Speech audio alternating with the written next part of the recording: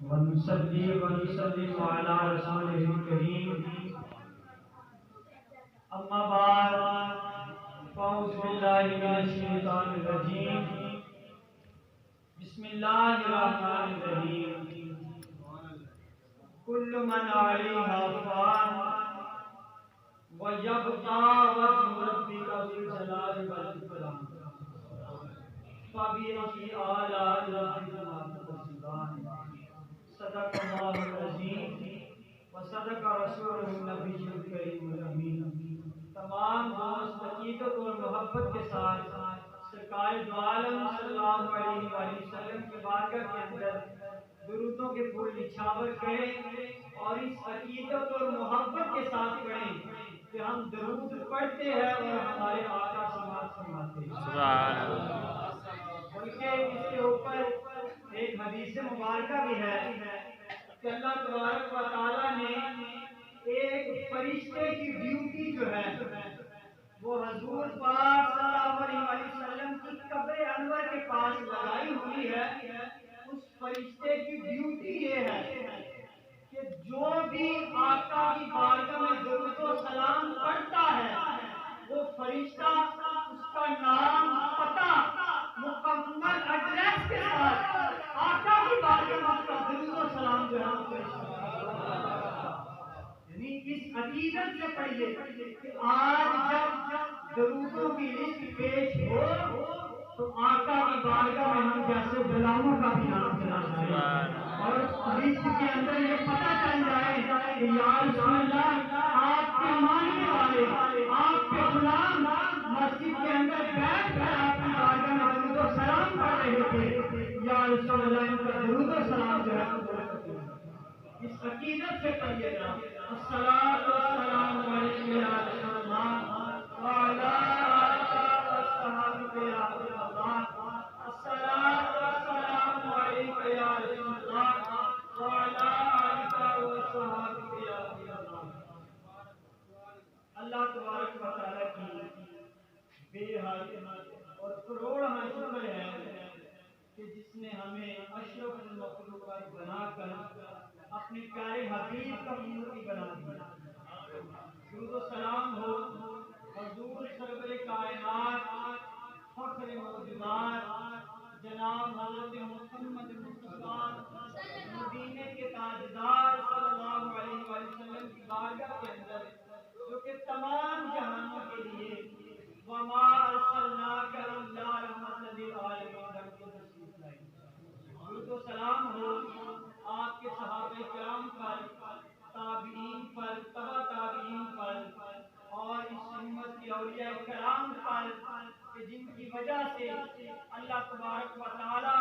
ہماری دعاؤں کو قبول فرماتا ہے اور ہمارے رزق کے اندر اضافہ فرماتا ہے۔ تمام ہستیوں کے اوپر درود و سلام کا نذرانہ پیش کرنے کے بعد ادھر بیٹھے ہوئے موجود دوستوں، بزرگوں اور جناب حاجی محمد ظہیر اللہ فروخی صاحب، جناب حافظ محمد علامہ مولانا الیاس صاحب، جناب حاجی منظور احمد سیاسی صاحب اور اس کے علاوہ جناب برادر مکرم محمد شہزاد تبسم صاحب اور حضرت علامہ مولانا محبوب حسن صاحب اور اس کے علاوہ جتنے بھی اس جگہ پر میرے برادر مکرم بیٹھے ہوئے ہیں تمام کو السلام علیکم۔ اللہ تبارک آج ہم محفل میلاد مصطفیٰ و سلسلہ احسان ثواب جناب محمد رشید صاحب اور میری دادی جان جو ہے ان کے لیے جو ہے ہم سب یہاں پر مل کر جو ہے اکٹھے ہوئے ہیں۔ اللہ پاک کی بارگاہ سے دعا ہے کہ اللہ پاک میرے چاچو کی اور دادی کی مغفرت فرمائے اور ہمارے ساتھ دادا کی بھی اللہ پاک مغفرت فرمائے اور جتنے بھی تعلق رکھنے والے ہیں ہمارے ساتھ اللہ پاک تمام کی مغفرت فرما کے جنت کے اندر جو ہے جگہ آمین۔ میں نے جو آیت کریمہ تلاوت کی اللہ پاک نے فرمایا کہ کل من علیہا فان، کہ ہر وہ چیز جو اس کائنات کے اندر موجود ہے فرمایا فان فنا ہونے والی وَيَبْقَى وَجْهُ رَبِّكَ ذُو صرف ایک ذات باقی رہے گی اور اس ذات کو رب کائنات کی ذات فرمایا کہ فَبِأَيِّ آلَاءِ رَبِّكُمَا تُكَذِّبَانِ، پس تم اپنے رب کی کون کون سی نعمت کو جھٹلاؤ گے؟ پہلے اللہ پاک ارشاد فرما رہے ہیں کہ کل من علیہا فان، کہ ہر چیز میں فنا ہو جانا ہے، لیکن آگے فرمایا کہ فَبِأَيِّ آلَاءِ رَبِّكُمَا تُكَذِّبَانِ، کہ تم اللہ پاک کی کون کون سی نعمت کو جھٹلاؤ گے؟ اب باری تعالیٰ اگر ہم یہ سوال کریں کہ باری تعالیٰ جب ہر چیز فنا ہونے والی ہے تو اس سے آگے جو فَبِأَيِّ آلَاءِ رَبِّكُمَا تُكَذِّبَانِ فرمایا گیا ہے کہ تم اللہ پاک کی کون کون سی نعمت کو جھٹلاؤ گے، یعنی یہاں پر پیچھے تو فرمایا فنا ہونا اور آگے فرمایا کس نعمت کا جو ہے انکار کرو گے، کس چیز کو جھٹلاؤ گے؟ تو باری تعالیٰ جو فنا ہونے والا ہے ایک طرف فرمایا کہ کون کون سی نعمت کو جھٹلاؤ گے، یعنی جب انسان کا فنا ہو جانا، آپ ایسا سمجھیے کہ جو انسان بھی اس کائنات کے اندر آ کر اس نے ایک سانس بھی لے لیا، یہ اس بات کی دلیل ہے کہ اس بندے نے فنا ہو جانا۔ کائنات کے اندر داخل ہو کر جس بندے نے ایک سانس بھی لے لی، یہ سانس لینا اس بات کی دلیل ہے کہ بندے نے فنا ہو جانا۔ اب فرمایا کہ ہر چیز میں فنا ہو جانا ہے، فرمایا کہ کون کون سی نعمت کو جھٹلاؤ گے؟ جب اللہ پاک کی کسی کو نعمت ملتی ہے تو نعمت پر تو خوشی منائی جاتی ہے، یعنی کسی کے ہاں بیٹا پیدا ہوتا ہے اللہ پاک کی نعمت ہے، کسی کو اچھی نوکری ملتی ہے، کسی کو اچھا کام کاج مل جاتا ہے، کسی کے بڑے سے کوئی دوستی ہو جائے، یہ اللہ پاک کی نعمت ہے۔ تو جب یہ ساری نعمت ہے، نعمت پر تو خوشی منائی جاتی ہے، لیکن اللہ پاک فرما رہے ہیں کہ کون فنا ہونے والی ہے آج، تو یہاں پر یہ سوال پیدا ہوتا ہے کہ اگر ہر چیز کا فنا ہو جانا اگر نعمت ہے تو جب کوئی مر جاتا ہے، جب کوئی ہم سے بچھڑ جاتا ہے تو پھر تم روتے کیوں؟ یہ سوال اگر تو کر سکتا ہے، اگر آپ کہتے ہیں کہ مر جانا نعمت ہے،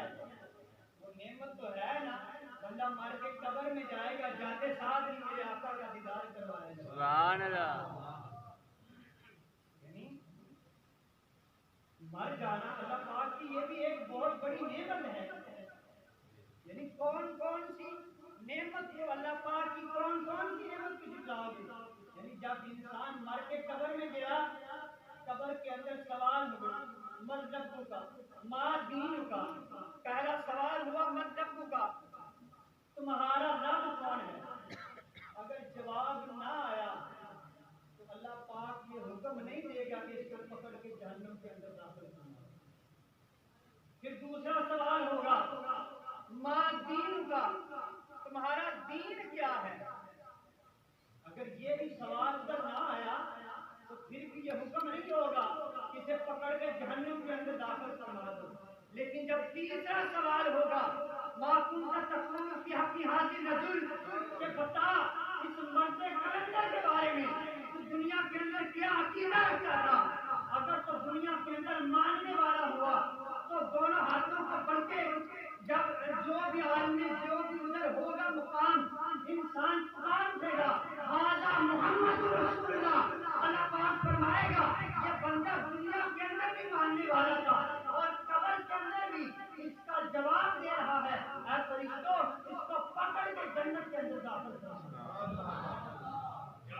اگر تیسرے کا جواب نہ آیا ما کنت تقول فی حق حاضر رجل، اگر اس کا جواب نہ آیا تو پھر نہیں فرمایا جائے گا کہ اب رکو، بلکہ پھر حکم ہوگا کہ یہ میرے آقا کی ذات کو ماننے والا نہیں ہے، اے فرشتوں اس کو پکڑ کے جہنم کے اندر داخل کرنا۔ کسی شاعر نے کیا خوب فرمایا تھا کہ ہر چیز تو اللہ پاک نے میرے آقا کی خاطر بنائی ہوئی ہے، جو قبر کے اندر میرے آقا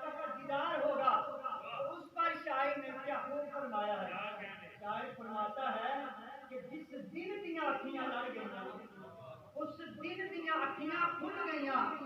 बस इनको चेहरा हजूर का याद रहा, बाकी सारी बना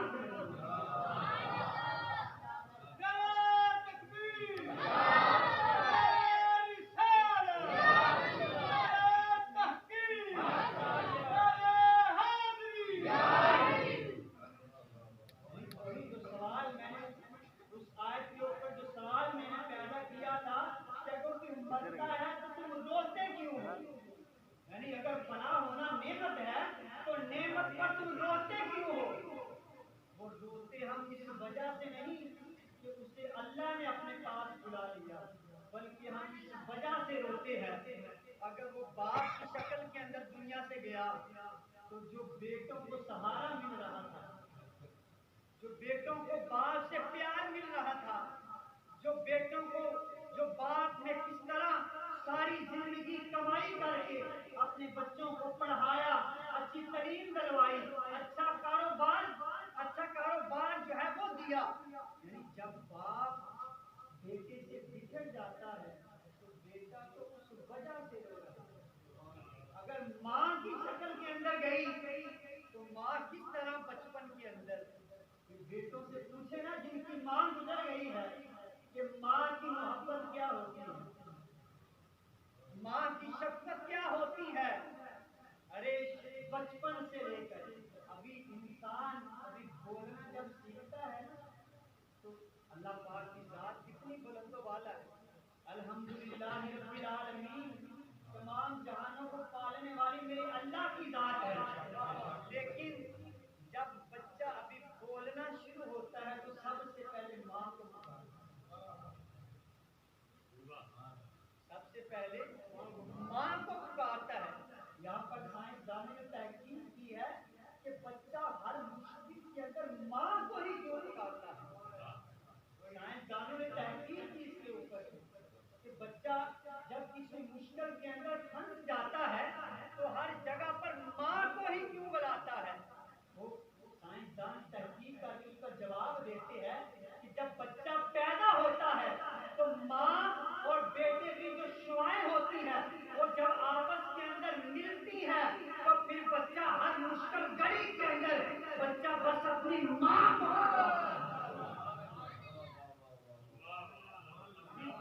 ماں بچھڑ گئی باپ سے، ماں بچھڑ گئی بیٹے سے، بیٹی سے، تو وہ جو شفقت مل رہی تھی جس طرح ماں نے چھوٹے ہوئے کوئی ماں سے پوچھے نا کس طرح ماں بچوں کو چلنا سکھاتی ہے، کس طرح ماں بچوں کے کپڑے پہناتی ہے، ماں بچوں کو نہلاتی ہے، بڑے ہو کر وہی جب بچے بڑے ہو جاتے ہیں تو کچھ نافرمان ایسے بھی ہوتے ہیں وہ اٹھ کر کہتے ہیں کہ آپ نے ہمارے لیے کیا ہی کیا، یعنی بچپن کے اندر دیکھیے کہ آپ کے والدین نے آپ کی پرورش کیسے کی۔ وہ جو سایہ بیٹے سے ماں سے، یعنی بیٹا گیا تو ماں سے بچھڑ گیا سایہ، بیٹی گئی تو پھر بھی ماں سے باپ سے بچھڑ گیا نا،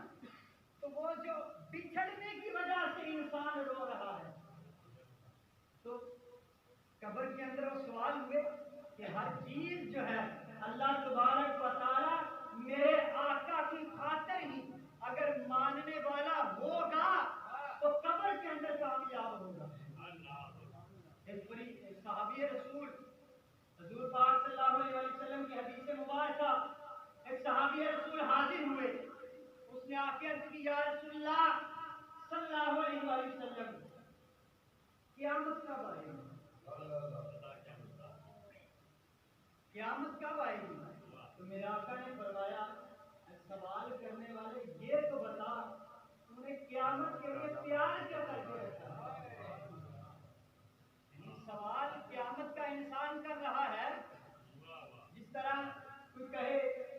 مثلا کوئی اچھی جاب کسی نے انسان نے کسی جگہ پر ویزے کے لیے جانا ہے تو انسان سوال کرے نا اس کے لیے پیسہ ہے، یعنی اگر پاس پیسہ ہے سب سے پہلا سوال، یعنی اگر مثلا بچے ٹیپ پہ جاتے ہیں تو جب استاد بچوں سے سوال کرتے ہیں کس کس بچے نے جانا ہے تو جو بچہ ہاتھ کھڑا کرتا ہے استاد پوچھتے ہیں بتاؤ پیسے ہے جانے کے لیے، یعنی اگر پاس پیسے ہوں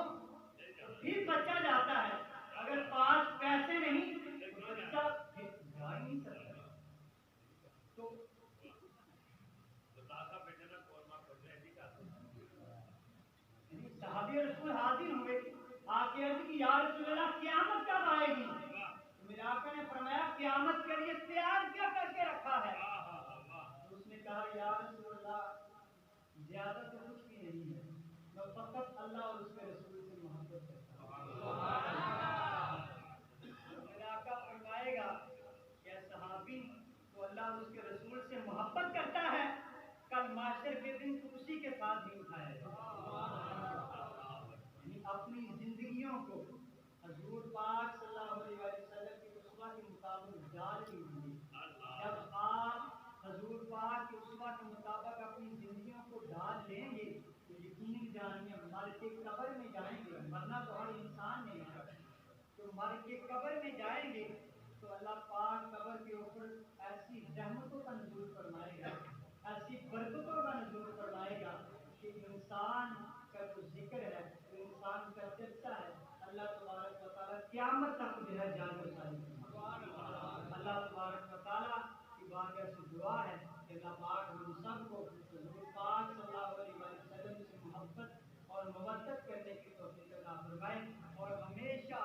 آپ کے بتائے اسوہ کے مطابق ہم سب کو زندگی بسر کرنے کی توفیق عطا فرمائے۔ آج میں جو کچھ بھی ہوں یہ سب میرے استادہ کا کرم ہے، ان کی وجہ سے ہی میں اس قابل ہوا کہ آج اس چھوٹی سی عمر کے اندر میں آپ کے سامنے بیان کر رہا ہوں۔ جناب میرے استاد محترم جناب جن کی وجہ سے میں نے حفظ کیا، جناب قاری محمد علی نقشبندی صاحب، جناب جن سے میں نے دورہ حدیث کی درس نظامی کی تعلیم حاصل کی، جناب مفتی محمد خورشید صاحب، جناب مفتی محمد اکرام اللہ زاہد صاحب، انٹرنیشنل حالیہ کہ آپ جو ہے وہاں کے انٹرنیشنل آپ استاد محترم ہیں، آپ وہاں پر جو سارا نظام سنبھالتے ہیں، یعنی یہ سب میرے استاذہ کا کرم ہے کہ آج میں اس قابل ہوا کہ آج میں اس جگہ پر جو ہے بیٹھ کر بول رہا ہوں، اور میرے والدین کا یہ کرم ہے، میرے چاچو کا جتنے بھی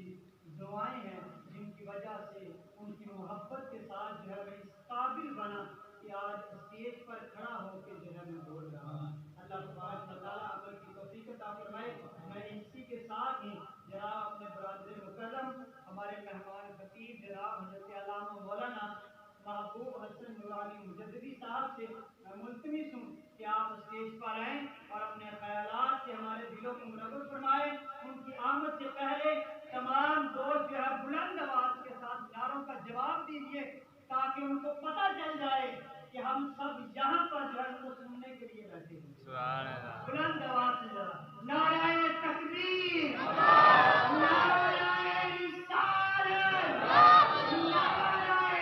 حیدری، حیدری، من موج میں ہے، تن آج میں ہے، حق سخی